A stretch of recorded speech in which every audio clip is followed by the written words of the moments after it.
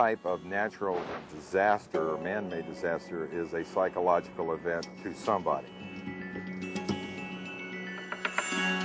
Another important impact is the emotional impact of a disaster.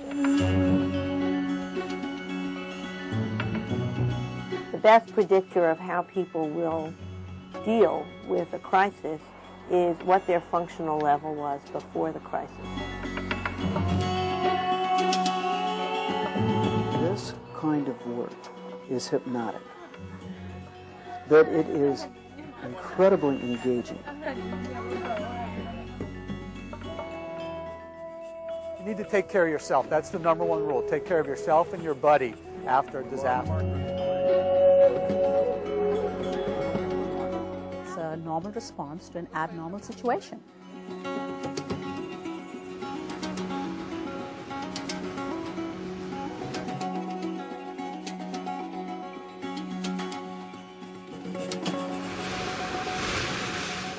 Disasters are dynamic events. They can occur seemingly out of nowhere, and they can challenge a community and community members. As CERT volunteers, you are being trained to support the first responders in your community and to be strong and vigilant members of a team. In all ways, you will be challenged, but if you are prepared, you will be more successful and helpful during the event and more able to rebound easier in your own life when the crisis is over. Nice and easy, don't hurt yourself. But just as there is a physical environment in a crisis, there is an emotional environment as well. And whether you are an experienced first responder or a citizen who is being trained for the first time, understanding some of the dynamics of disaster psychology will be very helpful to you. When bad things happen, which do happen, because that's just the way life is, whether it is, as I said earlier, a man-made disaster, or it's a natural disaster like an earthquake or tornado or floods and what have you, we respond, because that's the way we are wired as human beings. We respond, and we respond in a number of different ways. We respond emotionally, we respond physically, and we respond socially. If you don't understand psychology and the way people think, then you won't know how to react when you see the kinds of behaviors that you're going to see. And that's the whole point of the psychology approach here. And there may be a wide range of feelings and behavior that people will exhibit. Some people define it as a normal reaction to an abnormal situation. And a person may respond in a typical way for them, or they may respond in an atypical way for them, depending on the incident, depending on the scope of the incident, how close the incident feels to them. Now, some people are able to really kind of bend with the wind and manage and cope with lots and lots of very unpredictable and powerful, overwhelming events. They may be able to do that during the incident. They may have a delayed distress response after the incident.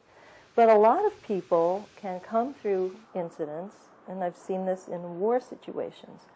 People come through extraordinary things and then go on, and their natural support system seem to be enough to help get them back on an even keel.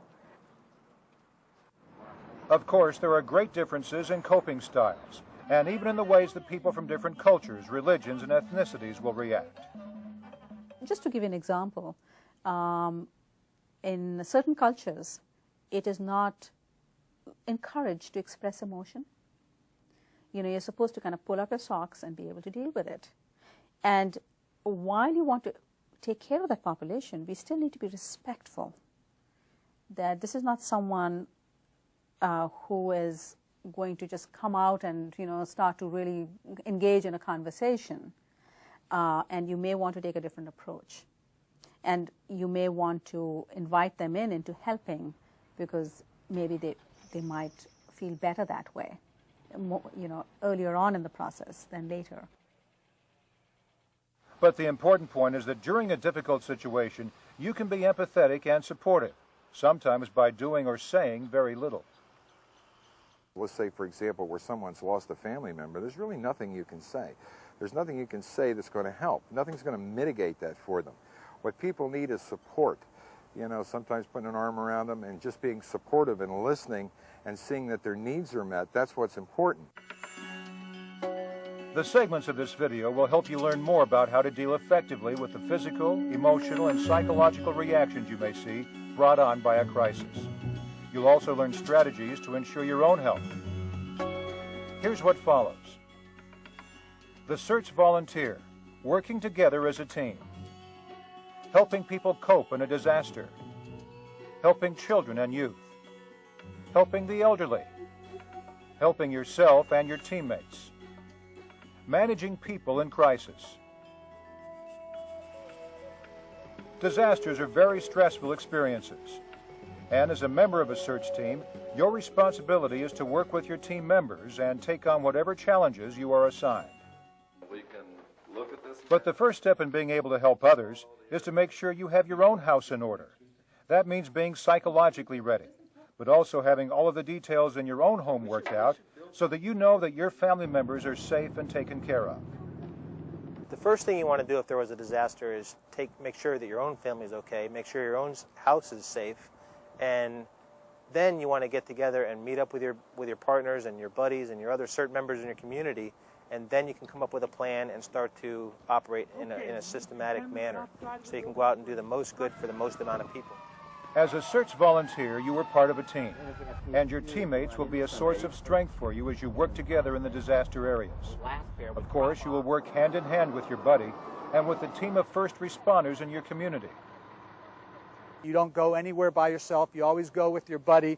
You need to take care of yourself so you can help other people. To work together in a team, for one thing, it's a safety issue. We want to make sure that if something happens to me, my partner is going to be there, or we consider their buddy is going to be there for them to assist them. And if I'm injured, it's somebody that can aid me or maybe go get help if I need help. We just feel that in a way, two heads are better than one. Because you'll be operating as part of an official team, community members will look to you for information and answers. You'll be perceived as a leader during the situation and must be confident about what you're doing. The CERT teams are there to take the lead. They're there because they've been trained and they're in a perfect position to take the lead. And the CERT team members, however many of them there are, his job is to organize their neighbors into a workable workforce to protect and take care of their backyard, their community, their street, their building. Another important strategy is to keep communicating with your team members. One thing is just to brief people as they come into an incident, to let people know if they're going to be really disturbing images, what they're going to see, so that they're not going to go through an emotional shock just walking onto the scene. They'll be able to steel themselves a little bit emotionally and, have a better chance of staying in that middle zone. Here's what you'll want to remember. Be prepared. Have your own emergency supplies organized. Establish emergency plans for your home and family. Work with your buddy. Work with the team. Work with the other teams of first responders. Be ready to be a leader. Keep communicating with your team members. Expect people to react. After a disaster occurs, people will experience a range of emotions, and they may exhibit a variety of emotional, psychological, and physical reactions depending on their loss. As a team member, you may have the responsibility of helping to manage and stabilize situations. For you to be effective, you need to recognize how to deal effectively with different populations in the community, such as children, the elderly, persons with disabilities, and adults. When you work with these groups, some of your reactions will be intuitive and natural. But because people are under acute stress, they may react or overreact more than they would normally. It became very clear that our being able to focus our energies in the right way to manage situations could result in a clear management of the situation, to stabilize it, to increase the calm, increase the peace amongst those people going through it right then. Sometimes in a crisis situation, people will overreact when they are part of a group, as emotions are contagious and seem to spread from one person to the next. As the CERT team member, your job is to keep the group calm. At times, this may mean separating someone from the group if they are extremely troubled. Stabilizing a group that's engaging in that kind of thing involves sometimes trying to separate out and contain the people that are agitating or creating that kind of a response in the larger group, and also providing whatever kind of information you can that will help to stop that process. Here are some general strategies for dealing with adults after a crisis has occurred.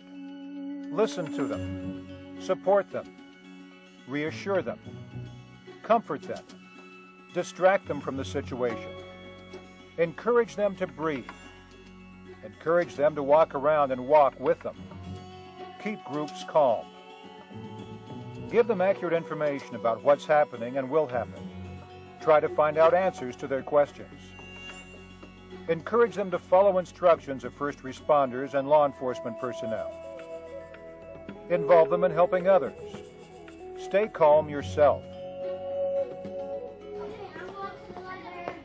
During and after a disaster, everyone is stressed and feels unsettled. But for children, being involved in a disaster can be frightening and confusing. Just like adults, children too are affected by disasters in a number of different ways. But we forget that children are not miniature adults, and so they are affected socially, they are affected emotionally, and it can also impact their cognitive abilities. Of course, children will react differently to a crisis depending on their age. And so when we work with kids who have faced a disaster or an act of terror, we really need to be mindful of what the age of the child is. And so our approach to how we work with them or how we talk to them about what might have happened really would be impacted by that. Younger children have fewer emotional defenses and less cognitive ability to deal with the crisis situation. Young children can confuse reality and fantasy, and they can be very fearful. Children are terrified by these things just like adults are, and they don't have the understanding that adults have in an event. Children don't understand, for example, that a hurricane has gone by and that another one's not right behind it. We make the assumption that they believe that, but they don't know that. They don't understand that concept. I think the other thing is young children really sometimes blame themselves. You know, they indulge in what we call magical thinking. And to answer these questions, sometimes they start to think that, you know, if I had just picked up my clothes this morning, maybe this wouldn't have happened. And it is amazing, it is really amazing, because kids have such imaginations that they're trying to make sense of this all. And that they somehow think that they had something to do with it. And I think if you hear that, as a grown-up, you're going to say, no, honey, I mean, no, not at all. And you can just imagine how comforting that may be for the child, to think it is not something they have done. But even though we may want to protect children, it is still a good practice to be as honest with them as we can. Very important to be upfront to children and older people and let them know what's going on. And experience has shown that if you are very direct with children and the elderly and tell them exactly what's going on and what's happened, they tend to react very well to that. It's intuitive that we want to take care of our little ones. And so sometimes we don't want them to see bad things, we don't want them to hear bad things, but they are. And so for us to say, don't worry about it, really is doing a disservice to the child, because you're shutting that door of dialogue. And then the child is left with these feelings that the grown-up has kind of given the message, don't talk about it. And so it's really important for us to acknowledge what has happened in a very simple, age-appropriate, developmentally in line with where the child is. Ask the child, what's your sense what happened? Because that will give you an indication. If the child says something, a lot of roofs got blown up, we don't have to give a more sophisticated explanation. So that gives you a kind of a bar of where the child is, and you kind of either raise it or lower it depending on what the response is.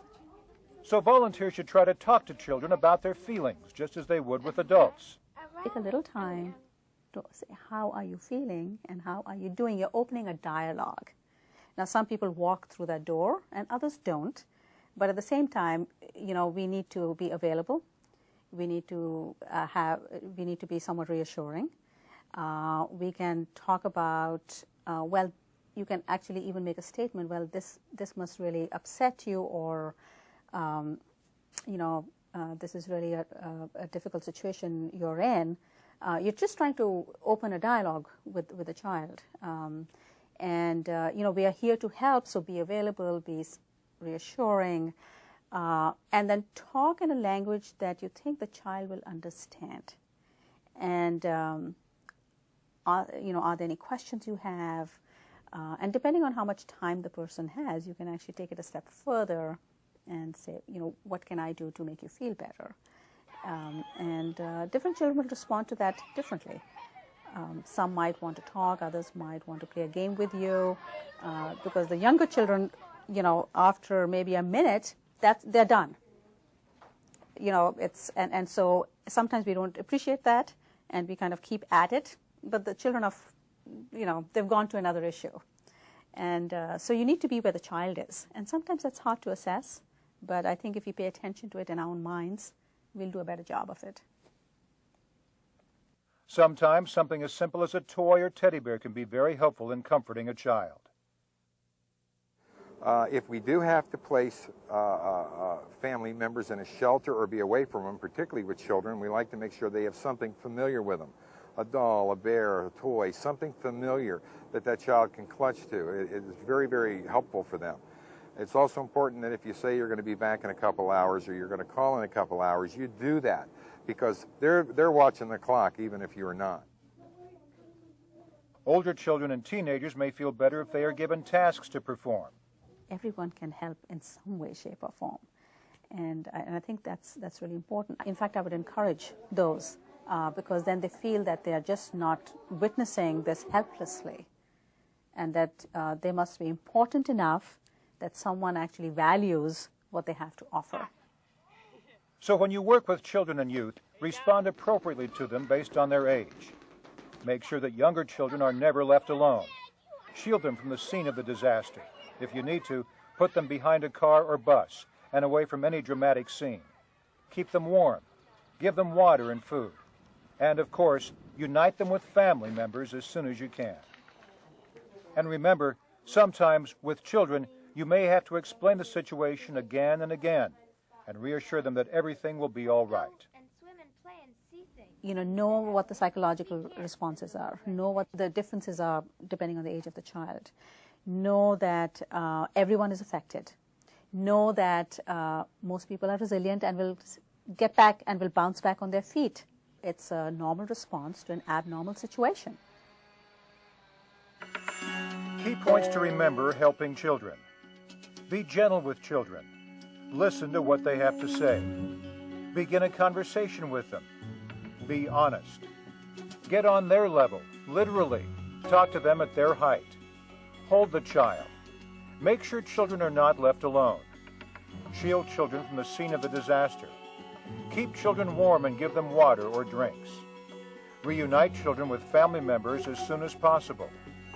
Explain the situation clearly, again and again. Give them something to comfort them, a teddy bear or doll.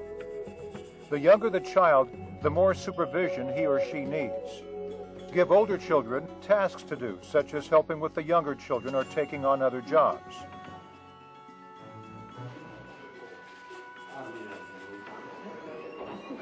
Today, more and more Americans are living longer and living independently in their communities.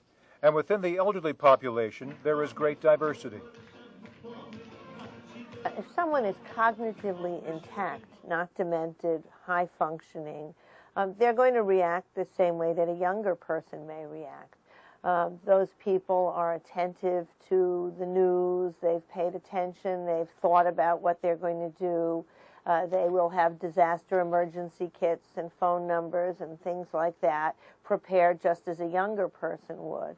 And some people and some studies show that the elderly are in fact more resilient in the time of a disaster because they have experienced problems in the past. But although elderly people may be resilient, they may still need some special assistance during an emergency. Oftentimes, you may need to help them with their physical needs. Sometimes people get along fine on their own, but they move more slowly, and they may have difficulty with going quickly. Also, they may be hearing impaired and may have trouble hearing what people are saying to them. So it may be necessary for emergency workers to speak loudly, for example, more loudly than usual. Or visual impairment may also be a problem. People may have a reduced visual capacity, and that may also really impair their ability to respond to instructions. Some elderly people may also experience cognitive problems. Over the age of 80, it's estimated that 40% of the elderly may have some form of dementia. This dementia may leave the elderly person confused and unclear, particularly during a stressful situation. On the other hand, someone with cognitive impairment, somebody who is mildly or moderately demented, still living on their own in the community, but maybe dependent on neighbors or family members or spouses or children to help them with basic organization, they may have very difficult time understanding that something is going wrong. One of the characteristics of dementia is a difficulty in absorbing new information. And also another characteristic of people with to moderate dementia is a real dependence on routines. And disruption of the routine may be very hard for them to understand. So, volunteers should assess the level of functioning of the elderly person and then respond accordingly. For instance, you may need to repeat an instruction to an elderly person several times, or you may need to give them more time to process their thoughts, or help them move around. Elderly people who live in a nursing home will also need a great deal of assistance. Nursing homes have their own disaster plans, but we're dealing with a population like a hospital population where people are often bedridden or are quite frail and are unable to ambulate really without assistance. They may have hearing and vision problems, they may be wheelchair bound, but that's a much more difficult proposition to evacuate a nursing home facility. Of course, elderly people can also be very helpful during an emergency, and they like to be useful. They're a great resource for us. We don't use them very often, and they want to help. They want to participate, and they should be allowed to the extent that they can. They feel useful. We all want to feel useful, and too often older people are a great resource that's just not used. CERT's workers can benefit from having a checklist when working with the elderly. I think it would be a great idea for the volunteers to have a short checklist to go through when they're evacuating an older person. Do you have a hearing aid? Do you have eyeglasses? Do you use a cane or a walker sometimes? Do you have dentures? Where are your medications? Can we take your medications with us? Do you have an address book or a list of emergency contacts so we can take that with us? Those things would be most useful, and that's a short list, could be gone through very quickly, and that would help both the older person being evacuated and the volunteer make sure that they've covered everything they need to. Key points to remember. There is a great diversity among elderly people. Help elderly people walk or get around. Remember, they may have hearing or visual problems. Encourage elderly people to leave their home if necessary. Be aware some elderly may be confused or disoriented. Repeat instructions several times if necessary. Give extra and kind attention. Give them tasks that they can handle. Make them partners in your efforts. It's clear that when people are victims of a disaster, they will react. And even though you are part of the helping team, you can still be strongly affected by the experience. volunteers themselves are having the same responses. You know, they are not any different from the people who are directly affected by what's happened. And so I think it is important to be in tune with yourself as well. And we don't allow ourselves to have the same feelings. And so there's a lot of burnout amongst people who are the helpers, if you will. While we are helping everyone else, we need to help the helpers. A person who is new to emergency work suddenly can find themselves in the position of being overwhelmed by the intensity of it. They themselves may be either overreacting or underreacting.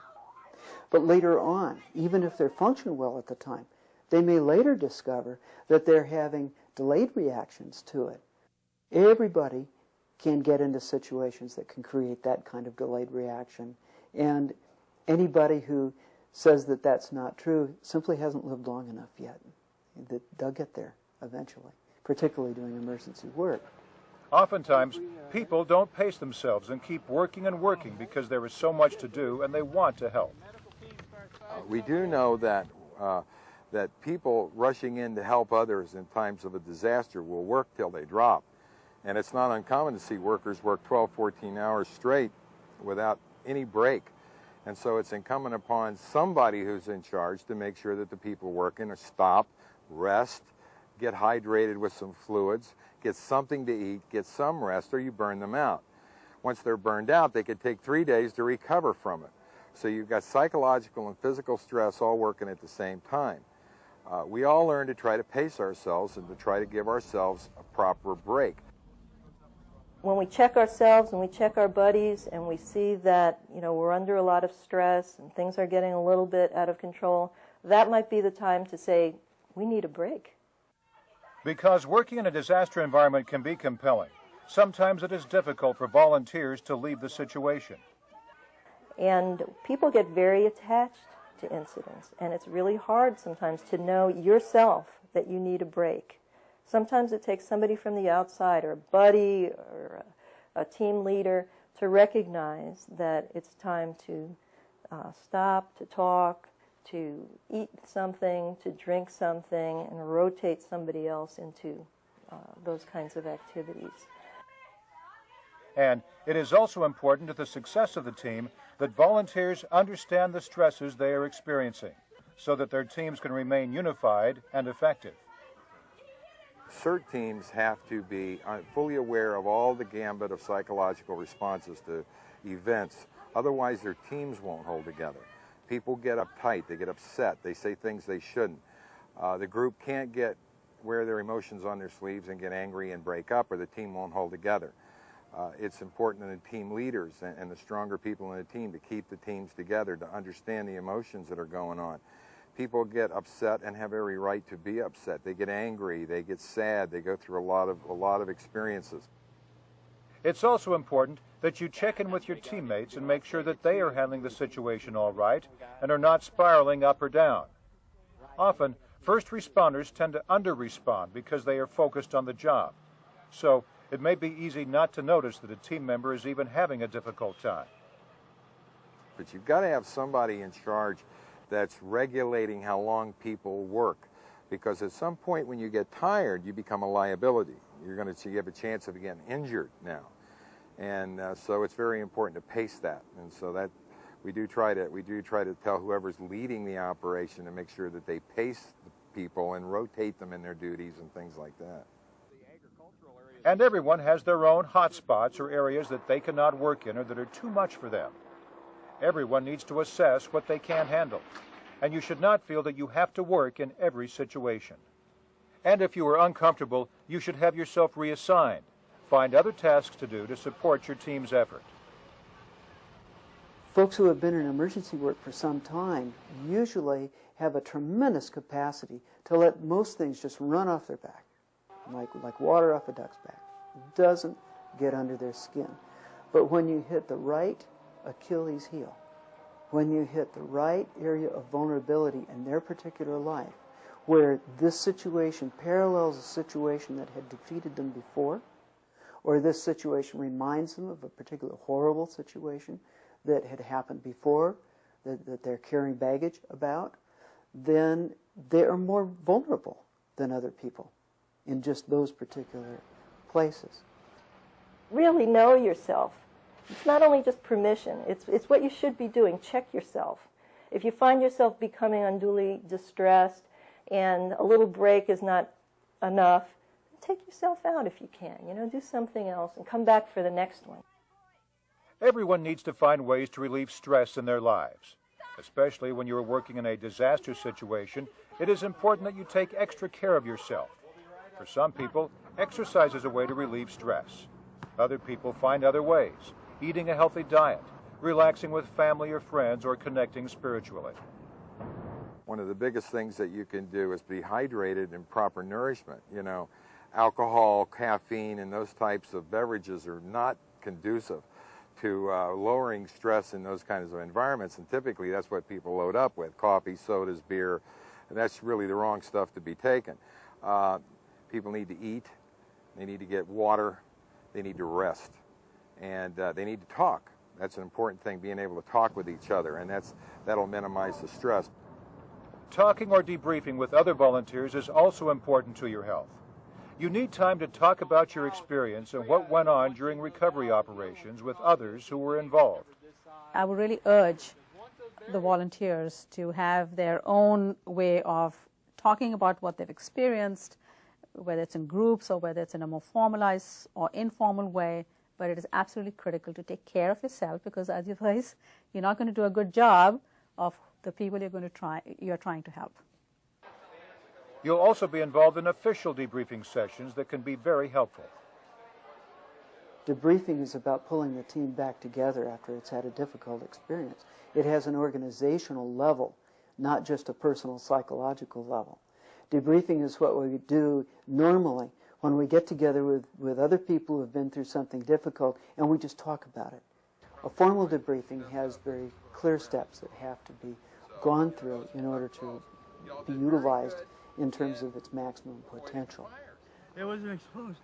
When we go into emergency situations, we must learn to keep ourselves balanced inside, to have a running dialogue with our deeper self about what in this situation moves me. And keeping an eye on that, go ahead, but protecting ourselves first. Key points to remember: find your own way to manage your stress levels. Exercise. Eat a healthy diet. Connect with family and friends. Connect spiritually. Talk about the experience with other volunteers in informal and formal debriefing sessions.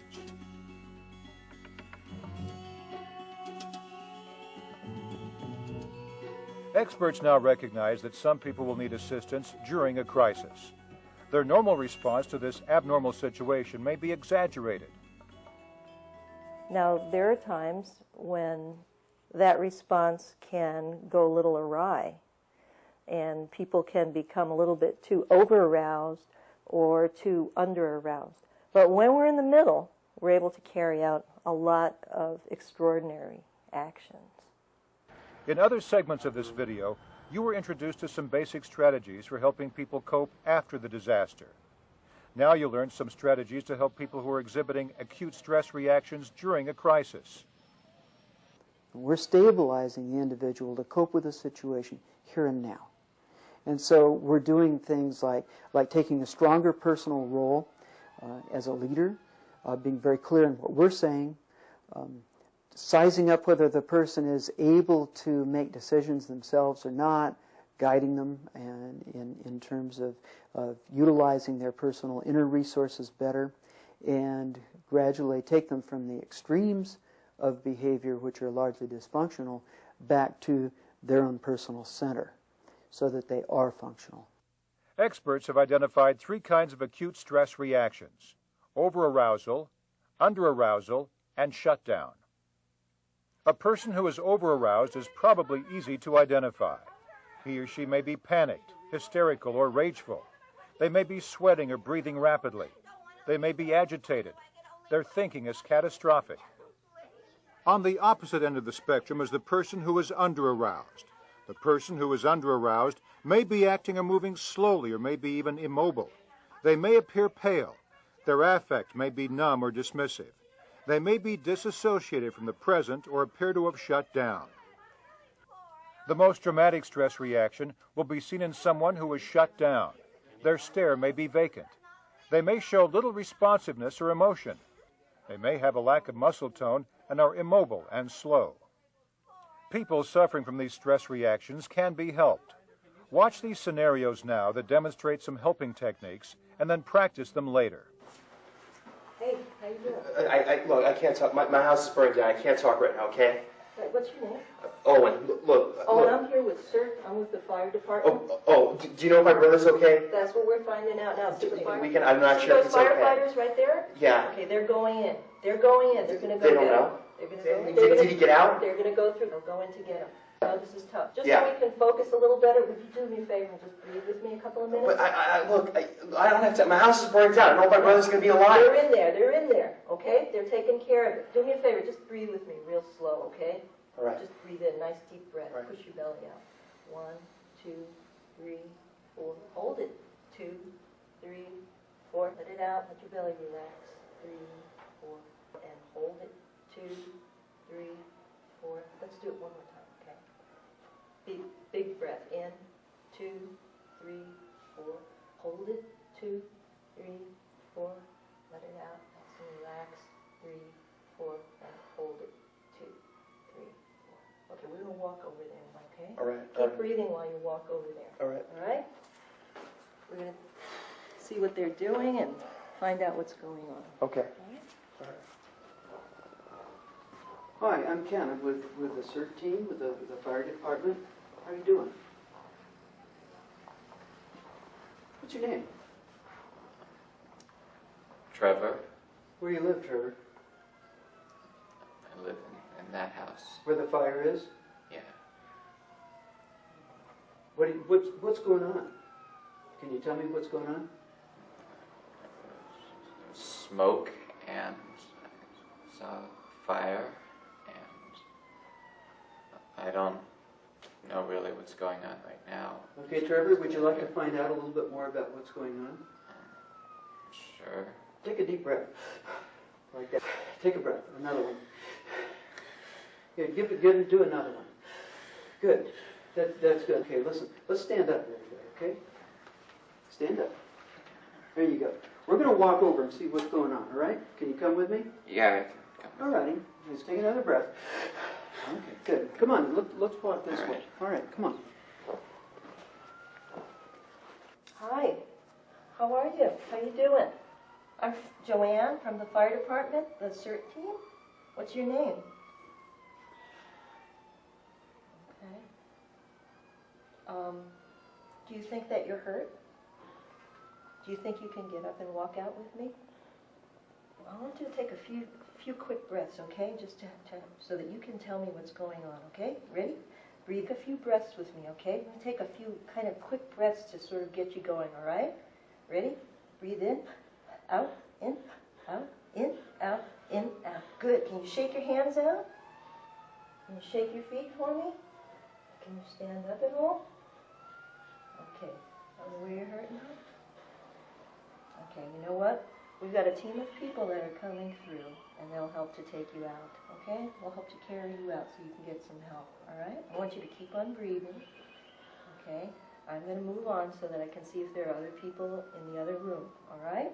But you remember that there's a group of people coming behind me, and I'm going to make a mark here on a tag that lets them know that you should go out as one of the first people, okay? All right, keep on breathing now. They're coming right behind me, all right?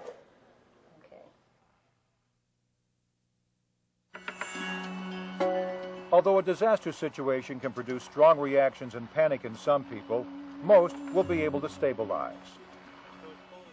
But for some people, their stress is too great, and they do not respond to any of the helpful strategies you've seen demonstrated. These people should be referred immediately to a mental health expert. Refer people to a mental health expert immediately who are having a serious cognitive disorientation, appear stunned, have hallucinations, have bizarre beliefs, are hysterical or showing uncontrolled emotionality, seem disconnected or unfocused, are agitated, are having a profound withdrawal, are showing ritualistic behavior, are unable to protect or care for themselves. Key points to remember. During an acute stress reaction, a person may be over-aroused, under-aroused, or shut down. There are strategies to help people who have acute stress reactions. Most people will stabilize during and after the stressful event. People who are profoundly stressed should be referred to a mental health expert immediately. Disasters are challenging for everyone involved, but the work can be compelling and richly rewarding. As a CERT volunteer, you are making an important contribution to your community. Remember to work with your buddy, work with your team, and take care of yourself.